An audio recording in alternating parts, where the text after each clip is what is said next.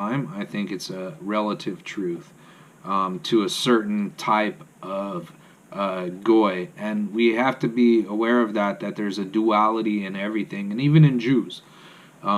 There's a duality amongst non-Jews, there's a duality in the converts, and there's a duality in the Jews themselves.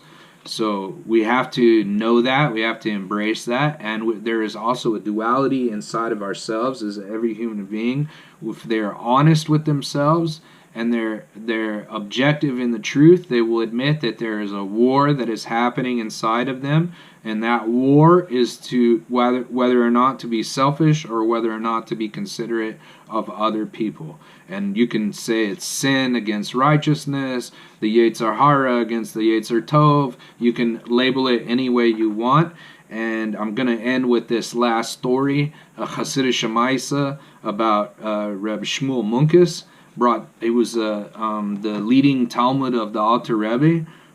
It's brought down in a book, this book right here, by Rabbi Shalom Dovber Avtzon. Okay, it's a famous Misa, and it's relevant to what we're talking about, and I think you'll like it. The moment of truth. Actually, no, sorry, that's not it, but here it is, right here. I Need You as My Rebbe is what it's titled. When Reb Shmuel Munkes was a young man, he heard of the greatness of the Maggid of Liozna, the Alter Rebbe, and decided to go to Liozna in order to become his chassid. He arrived in the middle of a bitter, wintry night, and it was late. It was too late to go knocking on doors to find out where the Alter Rebbe lived. No doubt the Rebbe is still up learning, he thought, and I will look around for a house where the candles are still burning. After wandering through the streets for a while, he soon discovered the house he was looking for. Boldly he knocked at the door. Everyone must have been asleep, for the Alter Rebbe himself appeared.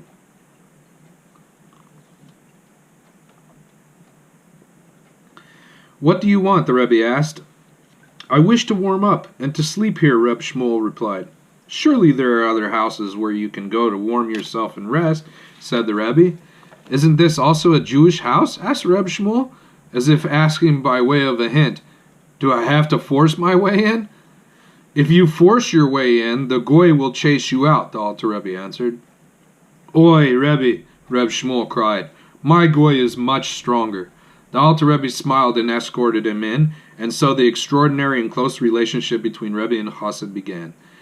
It is an amusing story, very unusual and witty, but what does it mean, and why did the Rebbeim repeat it to us?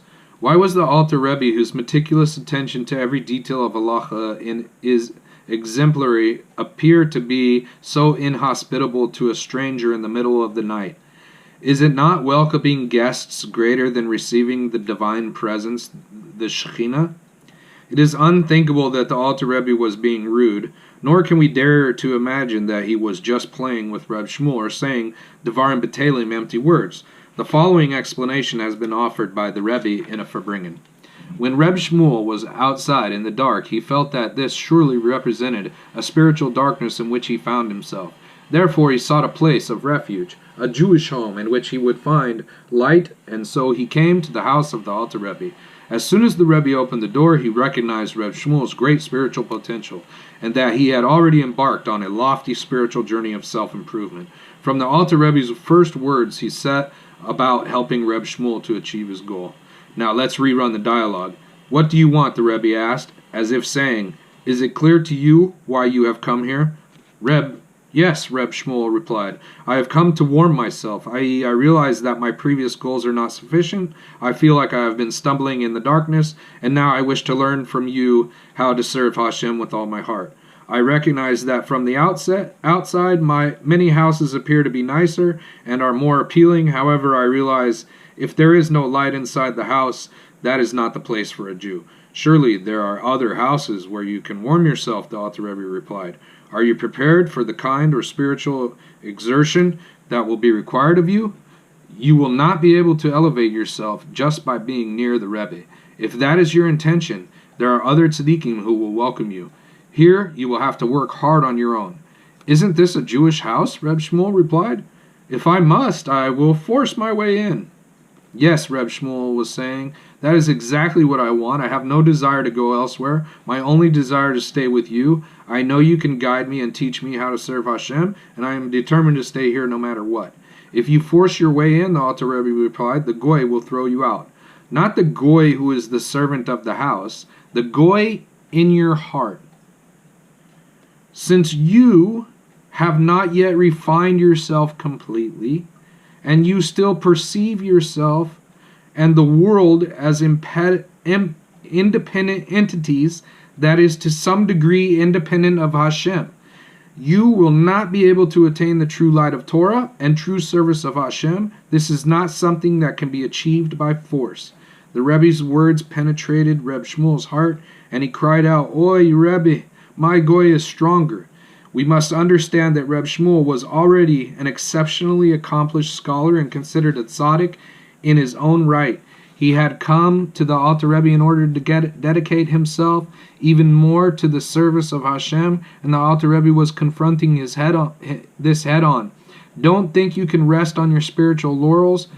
He was saying, it is true, you have achieved a lot, but there is still a goy, a strange god within your heart, who will throw you out and prevent you from achieving your goal. Hearing that Reb Shmuel realized that there was still something separating him from recognizing the true oneness of Hashem from the depths of his heart, he cried out, Oi, Rebbe, please let me in. Realizing how strong his goy really was, i.e. the Yetzer Hara, still had a subtle control over his character and his midos, Reb Shmuel also realized that he could never overcome it without the crucial help of the Rebbe.